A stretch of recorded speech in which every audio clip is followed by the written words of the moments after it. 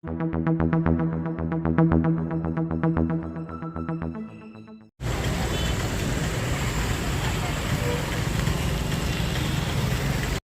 రావాల్సిందిగా కోరుతున్నాం. పట్టణ వైఎస్ఆర్ కాంగ్రెస్ పార్టీ అధ్యక్షుడు జాఫర్ గారిని వేదిక మీదకి రావాల్సిందిగా కోరుతున్నాం. అదేవిధంగా పెద్దలు గౌరవనీయులు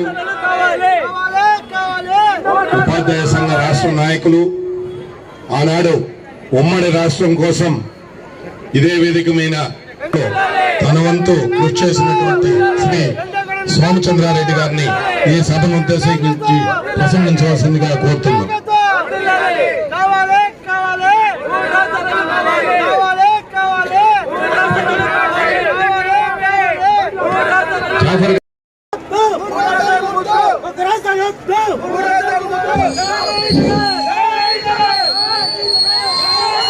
ఈ కార్యక్రమానికి మద్దతుగా విద్యార్థులు, విద్యార్థి సంఘ నాయకులందరూ కూడా ఈ విద్యార్థులకు మద్దతుగా విద్యార్థులందరూ కూడా తరఫున కోరుకుంటున్నాం. కాబట్టి అందరూ కూడా దయచేసి శాంతియుతంగా అందరూ కూడా కాసేపు ఓపికగా మన పెద్దలు చెప్పారు.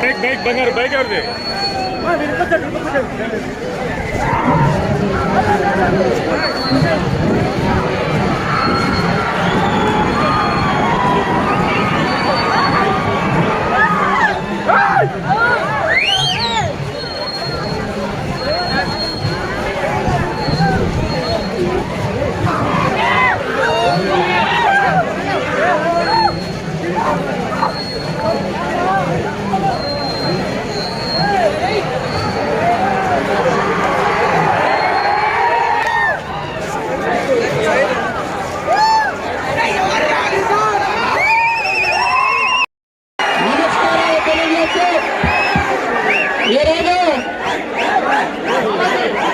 మన రాష్ట్రంలో ప్రజలందరూ కూడా ఒక గుణపాఠం నేర్చుకోవడానికి ఇక్కడికి రావడం జరిగింది.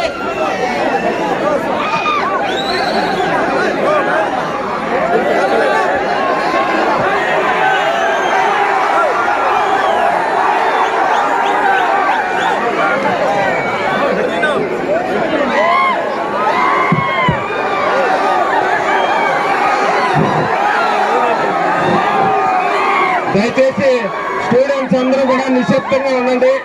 ఎందుకంటే ఇది రాష్ట్రానికి సంబంధించినటువంటి కార్యక్రమం కాబట్టి, రాష్ట్ర భవిష్యత్తుకు సంబంధించినటువంటి ప్రోగ్రాం కాబట్టి దయచేసి అందరూ కూడా ఈ కార్యక్రమం అయ్యేంత వరకు కూడా ఇక్కడే ఉండి జయప్రదం చేయాలని కోరుకుంటున్నాం.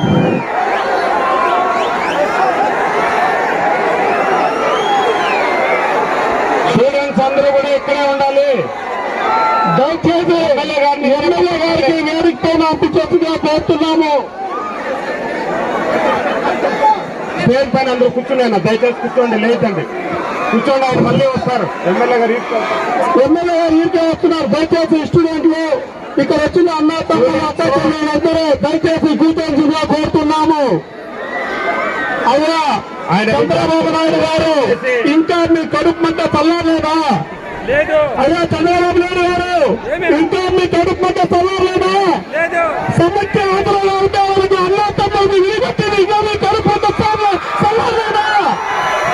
చంద్రబాబు గారు మీరందరూ కూడా ఇక్కడే ఉండి కార్యక్రమాన్ని జయప్రదం చేయాలని కోరుకుంటున్నాం. దయచేసి స్టూడెంట్స్ అందరూ కూడా ఎమ్మెల్యే గారు మాట్లాడేంత వరకు ఇక్కడే సైలెంట్ గా ఉండాలని కోరుకుంటున్నాం. దయచేసి అందరూ కూడా విద్యార్థులు, మన ప్రియతమ నాయకులు, young energetic and dynamic hero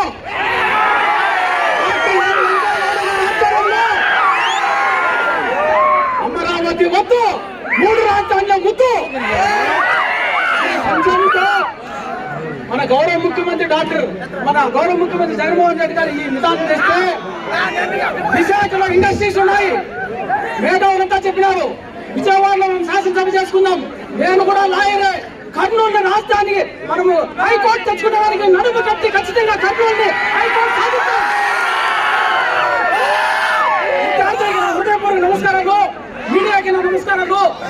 అధికారులకు అందరికీ పేరు నమస్కారాలు.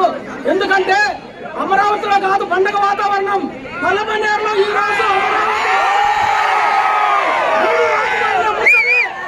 జగన్మోహన్ రెడ్డికి తెలిసే విధంగా ప్రయత్నం చేశారు మన వెంకటగౌడ గారికి. మరి ఒక్కసారి నా హృదయపూర్వక నమస్కారం తెలియజేస్తున్నా. మహిళలు విద్యార్థులు ఇంత మంది నడుము కట్టి వెంకటగౌడ మీరు చేయూతనిచ్చారంటే మీకు అందరికీ నా ఇంకోసారి హృదయపూర్వక నమస్కారం తెలియజేసుకుంటూ నాకు అవకాశం ఇచ్చిన అందరికీ మనకు సంఘీభావం తెలపడానికి బీకోట నుండి మన బాలగురునాథన్ గారు, ప్రతాప్ రెడ్డి గారు. ఈ రోజు మన వికేంద్రీకరణ కార్యక్రమాన్ని చేపట్టిన మన గౌరవ ఎమ్మెల్యే గారికి మద్దతు తెలపడం కోసం మన చిత్తూరు జిల్లా జడ్పీ చైర్మన్ వాసన్న గారు, అలాగే 5 మండలాల నుంచి విచ్చేసిన ప్రముఖ ప్రజా ప్రతినిధులు, నాయకులు, కార్యకర్తలు గారు మన కోసము, మన తరాల భవిష్యత్తు కోసం, మన బిడ్డల భవిష్యత్తు కోసము వికేంద్రీకరణ అనేది తీసుకురావడం జరిగింది.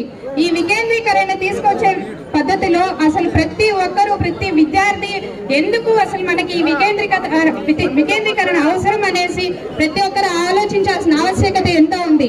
ఎందుకంటే గతంలో మనకి ఆంధ్ర రాష్ట్ర ప్రజలకి ఎప్పుడు విడిపోవడం మొదటి నుంచి 1950s లోనే మనం మెద్రాస్ నుంచి విడిపోవడం పరిస్థితి వచ్చినప్పుడు వాదనలపై ఎంతో మంది ప్రముఖులు, అక్కడ పెద్దలు కాశీనాథ్ నాగేశ్వరరావు గారు అనేవారు మనకి దీని మళ్ళీ తలెత్తకుండా ఉండడం కోసం మన సీఎం వైఎస్ జగన్మోహన్ రెడ్డి గారు ఆయన్ని స్ఫూర్తిగా తీసుకొని అప్పట్లోని 1953 మద్దతుగా పలమనేరు పట్టణంలో మరి మేధావులు, ఉద్యోగులు, వైఎస్ఆర్సీపీ కుటుంబ సభ్యులు, అదేవిధంగా విద్యార్థులు అందరూ కూడా ఈ ప్రాంగణానికి విచ్చేసి, ముఖ్యంగా మహిళా సోదరులందరూ కూడా ఈ కార్యక్రమానికి విచ్చేసి ఈ కార్యక్రమాన్ని నడిపిస్తున్నటువంటి గౌరవ శాసనసభ్యులు వెంకటగౌడ గారికి, ఈ కార్యక్రమానికి విచ్చేసినటువంటి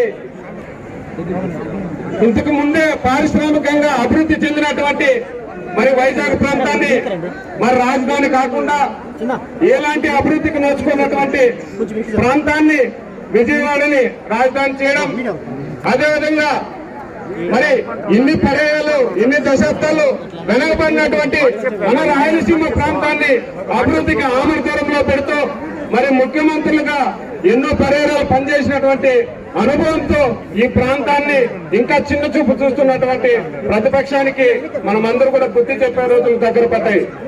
మరి ఈ రోజు ముఖ్యమంత్రి కాకముందు పరిపాలన ఎలా ఉండేది? మండల కేంద్రాలు లేదా నియోజకవర్గ కేంద్రాలు లేదా డివిజన్ లేదంటే జిల్లా కేంద్రాలకు వెళ్లాల్సి వచ్చేది. వాస్తవమా కాదా? ఈరోజు జగన్మోహన్ రెడ్డి గారు స్థానికంగా ఉన్నటువంటి గ్రామ పంచాయతీ నుంచినే ఆ గ్రామస్తులకు పరిపాలన అందిస్తున్నారు. గ్రామ సచివాలయాలు తీసుకొచ్చి మీరు ఎక్కడికి బయటికి వెళ్లాల్సిన అవసరం లేదు, మీరు అక్కడే పరిష్కరించుకోవచ్చు. దానికి సంబంధించినటువంటి అధికారులందరినీ కూడా నియమించడం జరిగింది. వాలంటీర్ వ్యవస్థ తీసుకొచ్చారు. ప్రతి ఇంటికి ఏ సమస్య ఉన్నా ఈరోజు గుర్తించి ప్రభుత్వానికి పంపించే సందేశాన్ని ఆ వాలంటీర్ చేస్తున్నాడు. ఇంతకు ముందు ముఖ్యమంత్రి ఎందుకు చేయలేకపోయాడు అంటే వాళ్ళందరూ కూడా రాజకీయ లబ్ధి కోసం లేదా వాళ్ళ పార్టీ కార్యకర్తల కోసం పార్టీలు నడుపుకున్నారు. ఈరోజు జగన్మోహన్ రెడ్డి గారు ఈ వికేంద్రీకరణ 3 రాజధానులు ఎందుకు తీసుకొస్తున్నారని ఈ రాష్ట్రం అంతా కూడా, రాష్ట్రంలో ఉన్నటువంటి ప్రజానీకం అంతా కూడా ఆలోచించాలి. దీనివల్ల కలిగే ప్రయోజనాలు ఏంటి? దీనికోసం మనం ఎందుకు ఇంత పోరాడుతున్నాం? ఈ 3 రాజధానుల వల్ల మనకు పలమనే కలిగే లాభాలు ఏంటి? ప్రతిపక్షం వాళ్ళు కూడా దీన్ని గమనించాలి. ఒకప్పుడు ఉమ్మడి రాష్ట్రంగా ఉన్నటువంటి ఈ రాష్ట్రాన్ని అప్పట్లో అధికారంలో కేంద్రంలో ఉన్నటువంటి కాంగ్రెస్ పార్టీ కావచ్చు, మన రాష్ట్రంలో ప్రధాన ప్రతిపక్ష నేత చంద్రబాబు కావచ్చు, వీళ్ళందరూ కూడా వీళ్ళ సొంత ప్రయోజనాల కోసం ఆ రోజు రాష్ట్రాన్ని విడగొట్టారు. ఈ రాష్ట్రానికి రాజధాని లేకపోవడం, విభజన చట్టంలో 15 సంవత్సరాలు హైదరాబాద్ నుంచి పరిపాలించవచ్చని ఉన్నా అప్పటి ముఖ్యమంత్రి చంద్రబాబు నాయుడు గారు ఓటుకు నోటు కేసులో ఇరుక్కుంటే ఇంకా ఎక్కడ అరెస్ట్ చేస్తారో అని రాత్రికి రాత్రే పెట్టాబేడ సర్దుకొని మన అమరావతిలో వచ్చి చేరుకున్నాడు. అమరావతిలో అతనికి కావలసినటువంటి అనుచరులతో, అతనికి సానుకూలమైనటువంటి వాళ్ళతో కలిసి ఇక్కడ ఒక పెద్ద రియల్ ఎస్టేట్ వ్యాపారం చేసుకోండి మీరందరూ, నేను ఇక్కడ అమరావతి అని పేరు పెడతానని చెప్పి వాళ్ళందరికీ ముందుగానే సందేశాన్ని ఇచ్చి అక్కడ అమరావతిని శంకుస్థాపన చేశారు.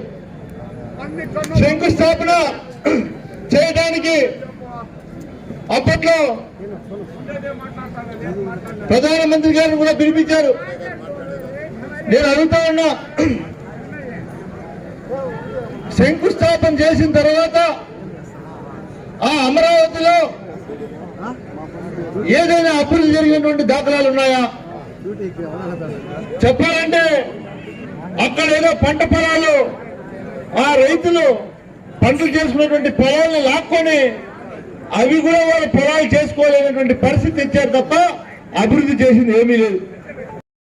వర్గం, వ్యాపార వర్గం, విద్యార్థి లోకం, కార్మిక కర్షక వర్గం, మైనార్టీ, ఎస్సీ, బీసీ సోదరులందరూ కూడా జగనన్నకు అండగా ఉంటాం. పలమనేరు నియోజకవర్గం నుండి ఈ ప్రతిపక్షాన్ని తలవేద్దామని పిలిపిస్తూ సెలవు తీసుకుంటున్నా. జై జగన్.